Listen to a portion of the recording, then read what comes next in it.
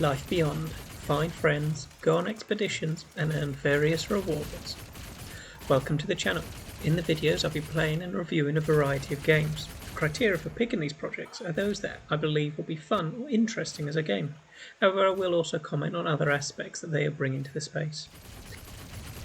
If you're playing and enjoying similar games, leave them in the comments and I'll check them out later. Today I'm looking at Life Beyond. The developers describe it as Life Beyond is a play and earn massively multiplayer role-playing game with fun action gameplay combined with self-expression, content creation and social experience on the blockchain. The game is developed by Darewise. We are proudly part of Emilka Brands family, the mother company of some of the greatest successes in the gaming Web3 area, such as Phantom Games, Axie Infinity or Sandbox, amongst others. The game plays on computer, and to get started you'll need a Dolus passport from OpenSea.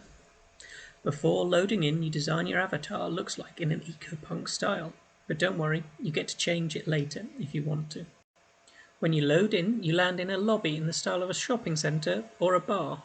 There are a few places you can go from this central hub, but the main place is the central computer system, where you can select the different missions.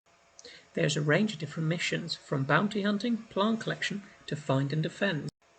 As the different missions require different squad sizes, sometimes you have to find other people to play with. I found it a lot more enjoyable when I was playing with a team of friends using voice communications. Each member of the squad then picks a role, such as the trooper, where you get an automatic rifle, a gun turret, or speed boost. It's key to form a balanced team when you're going against the harder missions. You can also select the difficulty, which alters the actual mission itself, as well as changing the rewards that you'll receive, and obviously the difficulty of the enemies you face. As you are dropped into the world, you're greeted by an expansive looking map of wild plants and floating islands connected by vines. You then set about completing the various missions that you've been assigned, such as gathering plants or going and hunting certain enemies, all the while being attacked by various alien life forms and having to work with your team to make sure that you survive long enough to complete your tasks. As well as staying alive and on task, you've got to make sure you keep an eye out for any purple plants which give you nectar. This nectar can be used when you return to the lobby. Although I find the graphics very satisfying and the guns good, as well as the variety that you get for the different roles, as the missions can be quite similar, it can get a little bit samey as you play through if you play it a long time. It is still only an early access alpha, so I am hoping that as it comes out we'll be able to do more. But for now it is enjoyable, especially working as a team. At the end of the mission, once you've completed it, you get various rewards, such as the nectar credits, which are used for upgrading clothes and weapons. You also add to the community XP, which is an overall goal for everyone completing the missions. After the missions, you're able to roam the lobby again, and you can go to the various shops to upgrade your weapons or upgrade your clothing. As well as doing these upgrades using the nectar and the credits, you can also have an apartment. This will probably come into play a bit more later in the game, but for now it's where you go if you want to change what your avatar looks like. You can also furnish it with various bits as you go through.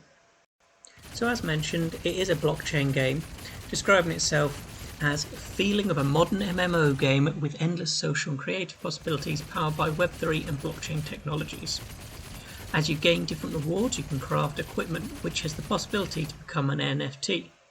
You will also be able to earn native tokens, which will eventually have staking, marketplace and special deals, but right now they seem to be focusing on the game. This is good to hear because they seem to be focusing on making sure it's a decent MMO to start with, and that the blockchain functionality is actually just there to make it more successful rather than the key selling point, which is something that other projects are currently struggling with. In summary, I really enjoyed the gameplay. It does need to be played with a team, which can make it a little bit challenging if you can't find anyone. Playing solo got boring quite quickly. The graphics are stunning and the weapons handle well, with the variety of equipment that each class gives, giving you a bit of difference as you can play through. The missions are enjoyable, but currently limited. I'm hoping that there's a wider variety when it leaves early access. The entry price is quite reasonable, so that doesn't seem to be a barrier to entry. Obviously, it would be more accessible if it was free to play, but I can't complain. Overall, I'm going to be keeping an eye on it. Thanks for watching, and remember to look for games that you enjoy playing.